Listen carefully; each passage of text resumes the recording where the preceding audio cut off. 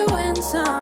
Hey y'all, welcome back to the channel. I am really excited to get into today's topic because it's all about mastering self-love, and I genuinely believe that that is the foundation to make sure that you are living a happy life that you absolutely love. We're going to discuss the importance of creating this deeper connection with yourself, embracing your self-worth overall, and also transforming your life from the inside out. So if all of those things interest you, and definitely stick around.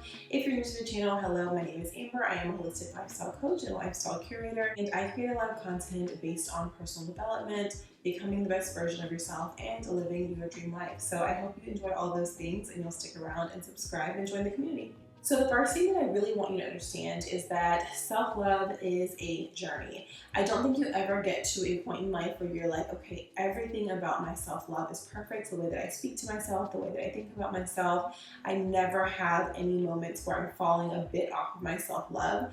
It does happen, it is human, but one of the most important things is starting with unlearning the things that have caused you to have low self-esteem and to not love and cherish yourself as you should in the first place. Self-love is so important because when you learn to love yourself, you increase your self-dignity and you start living with intention and grace.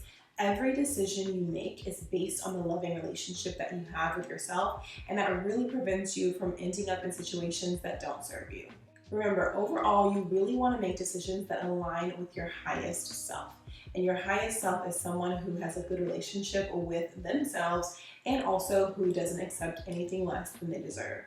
The first thing that you have to do as you are learning how to embrace self-love on this journey is to truly accept yourself. A lot of times we think about accepting others and being kind and tactful, but do we give that same care and that same grace to ourselves? So that means you have to embrace everything. It's easy to embrace the strengths, of course, but you also want to embrace the things that are unique about yourself, and yes, even the flaws, the things that you're continually working on and areas that you want to grow in. Once you start really thinking about all of the things that make you you and the things that you're proud of about yourself, this really helps you break the cycle of comparison, and it allows you to provide more self-compassion and avoid self-criticism. An affirmation that is really helpful for getting to the process of self-acceptance is saying, I truly am amazing just the way that I am. And a journaling topic that can be helpful is asking yourself, what about myself did I have to accept today, and how can I transform that into something that I love about myself? Affirmations and journaling are things that can be really helpful for honoring exactly where you are in life right now. The second way to work on loving yourself more is by setting boundaries, and more specifically, setting boundaries that honor your peace. Boundaries in general are an act of self-love. They can help you in so many different ways, or whether that's protecting your peace or also just establishing some norms for who you are and what you will and won't accept in life.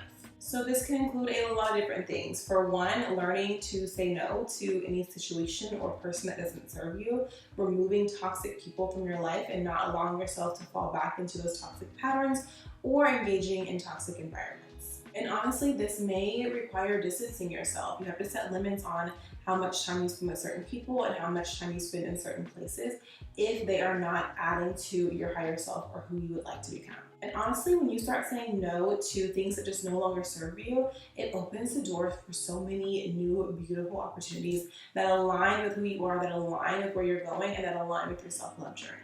Remember, your time, your energy, your space, all those things are precious. So as you're learning to master self-love, you also have to learn to value those important things in your life and not make any excuses to waver from that commitment. The third thing you want to do on your self-love journey is make sure that you are practicing self-compassion.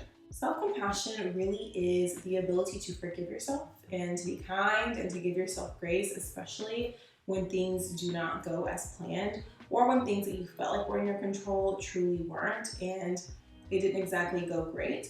Remembering that you have, even when things do not go as planned, I know that you extend kindness and grace and compassion to so many different people in your life. so many different areas in your life, so why are you not doing the same thing for yourself? So instead of being hard on yourself or beating yourself up over setbacks, you really want to practice being gentle and living in a mindset of gratitude instead of feeling like you're lacking something, or really focusing and leaning towards abundance. An affirmation that's really helpful for this is to tell yourself, I deserve the same grace that I extend to others. Once you get into the habit of constantly affirming yourself in that way, you're going to start giving yourself grace, and that's going to open up a really great opportunity for you to deepen your self-love. And step number 4 is honestly the fun part. With self-love, of course, comes self-care, and so you really have to cultivate and nurture a self-care routine.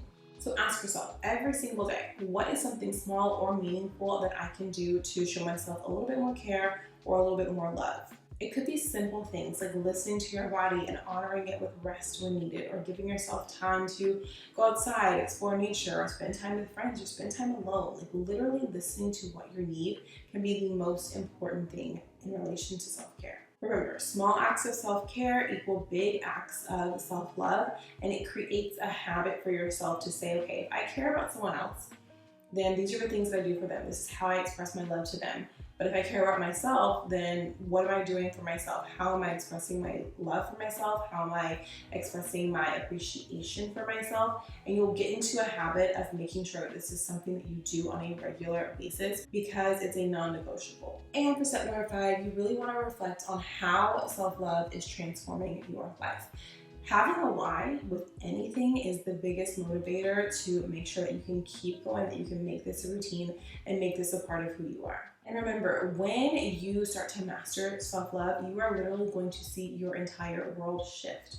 The way that you enter a room is going to be different. The way that you feel confident about yourself and about your decisions is going to be different. You will also attract healthier relationships, healthier friendships, and happier moments in your life simply because you are showing up for yourself. Trust me, self-love is a key to unlocking a life that is filled with abundance, joy, and peace. I feel like those things are so crucial in general for our overall happiness, so you really have to lean into them. So remember, the love that you show for yourself reflects in everything that you do. And that's something that you really want to cultivate. And once you cultivate that, you're going to see your life transform, and you are going to see yourself get to new levels that you never imagined were possible. You just have to say, I am worthy of love, and start working toward that every single day. Try out the steps and the tips that I shared in this video. You can just do one thing, try it out for a week, see what works for you, or you can implement everything at the same time if you do want to move a bit quicker on your self-love journey. I really hope this was helpful for you. Definitely comment down below if you're on your self-love journey. What are some things that you are doing to enhance that and really embrace this season of change and transformation? Thank you all so much for watching this video, and I will see you in the next one. Bye.